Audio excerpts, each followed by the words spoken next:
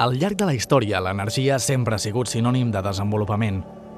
A partir del descobriment de les energies fòssils, vam tenir accés a grandíssimes quantitats d'energia. Això va desequilibrar la balança. La quantitat de gasos d'efecte hivernacle que emetem a l'atmosfera és insostenible. Aquest atzucac ens ha portat a la necessitat de trobar noves fonts d'energia. Gràcies al salt tecnològic actual podem transformar el sol, el vent, l'aigua en energia elèctrica. Deixar de consumir combustibles fòssils per abastir una de les principals demandes energètiques, com el transport, ha esdevingut un objectiu clau per a la transició energètica. És en aquest moment quan hem decidit apostar pel vehicle elèctric de forma estratègica. És aquest el canvi que necessitem?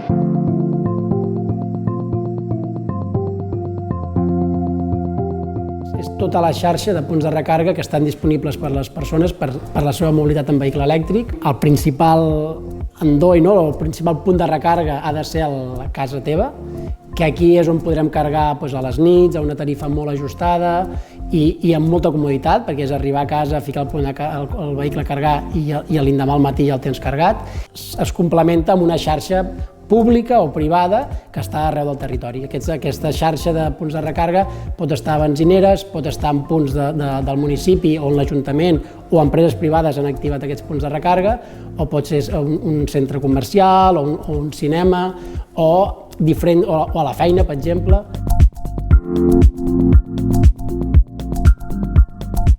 A Europa, principalment, ha sigut l'aposta per subvencionar la compra del vehicle elèctric privat i també invertir en una infraestructura de recàrrega que sigui potent. Els països pioners, principalment és Noruega, que és el que marca el camí. Fa poc va fer un 90% de les compres dels nous vehicles eren elèctrics. Són països on realment ja s'està veient que el vehicle de combustió passarà a la història. A més, tenim el marc normatiu, que en molts països es marca que el 2035 ja no es podrà vendre més vehicles de combustió i hi ha alguns països, com Noruega, que ho estan avançant al 2030. La primera barrera pel desplegament ha sigut la indústria mateixa. Al final, el vehicle elèctric és una disrupció molt forta i la indústria no estava preparada. Després tenim el típic dilema de l'ou i la gallina, no tens vehicles, no tens xarxa per carregar, si no tens xarxa no pots vendre vehicles. Després també tindríem el tema de la normativa, que una persona, una empresa, no podia ficar un punt de càrrega i vendre l'energia directament als vehicles, i això va frenar el desenvolupament de la xarxa. I després, una altra cosa que és molt particular d'Espanya, que és un tema normatiu amb el mercat elèctric, que és el terme fix. A Espanya és molt car tenir potència contractada i això ha sigut un escull perquè realment, per exemple, tenir un punt de 50 quilowatts tenia un cost que és 5.000 euros l'any, només de cost del fet de tenir el punt contractat, quan realment igual no tenia consum. Hauria sigut molt millor per la mobilitat elèctrica, hauria sigut molt millor baixar el terme fix i pujar el cost variable de l'energia. Llavors l'operador vendria amb un marge, però té cost si ven, i si no ven no té cost. Però al haver un terme fix molt alt sortia molt car. I després, finalment, per un tema d'escassetat dels materials. Però això no afecta a la mobilitat elèctrica, això afecta a tota la humanitat i ja s'està veient amb tots els materials que a mesura que els nous països es van incorporant al consumisme, el món és finit i no dona per abastir a tot el món. Llavors, en general, hem de passar a un decreixement o a un ús més racional dels objectes i per això és tan important la mobilitat elèctrica compartida o apostar per l'economia circular.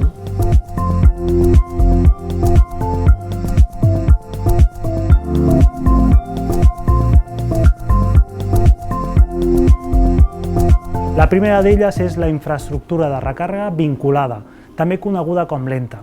Aquesta és aquella que connectem directament amb un cotxe que pot ser el del propietari, per exemple, d'una plaça de pàrquing.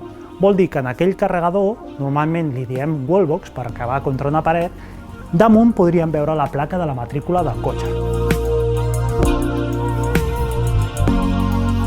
La segona és aquesta d'aquí, és la infraestructura de recàrrega pública semiràpida.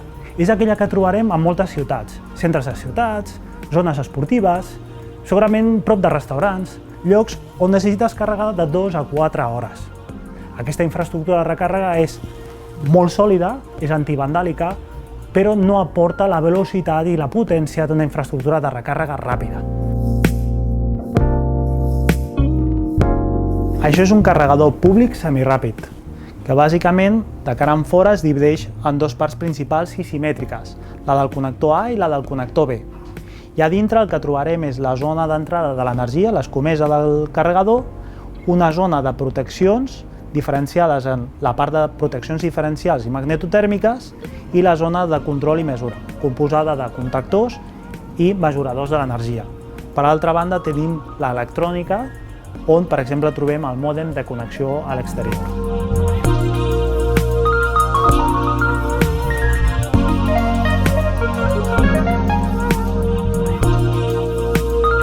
Aquesta última, la ràpida, és molt més voluminosa, és molt més costosa, és més pesada. Per contra, et donen moltes més prestacions. La velocitat de recàrrega acostuma a ser a partir de 50 kW en amunt, això és potència, i poden arribar fins als 350 kW. Explicat en minuts, són aproximadament uns 5 minuts de càrrega, obtindrà aproximadament uns 100 km d'autonomia.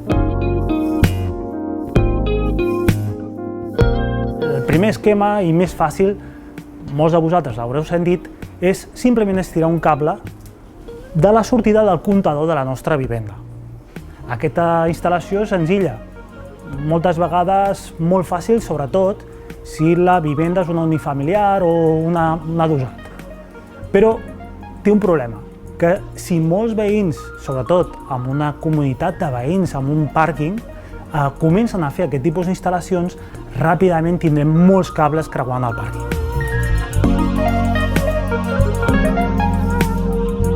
Una altra possibilitat seria, per aquells, per exemple, que estan de lloguer, seria contractar un nou subministrament en aquell bloc de vivendes.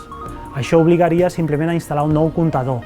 Una altra vegada assumeix uns costos elevats i un tràmit en companyia que de vegades és farragós. Sobretot en situacions plurifamiliars, seria la de desenvolupar una instal·lació, una infraestructura comuna per tots els veïns. Això genera molts avantatges. D'entrada, que tota aquesta infraestructura d'instal·lació la pots repercutir entre els diferents veïns que estan interessats. Així mateix, com pots donar serveis extras. Per exemple, una aplicació mòbil amb la qual afegim saldo i de forma molt més econòmica i molt més fàcil podem accedir a aquesta infraestructura de recàrrega.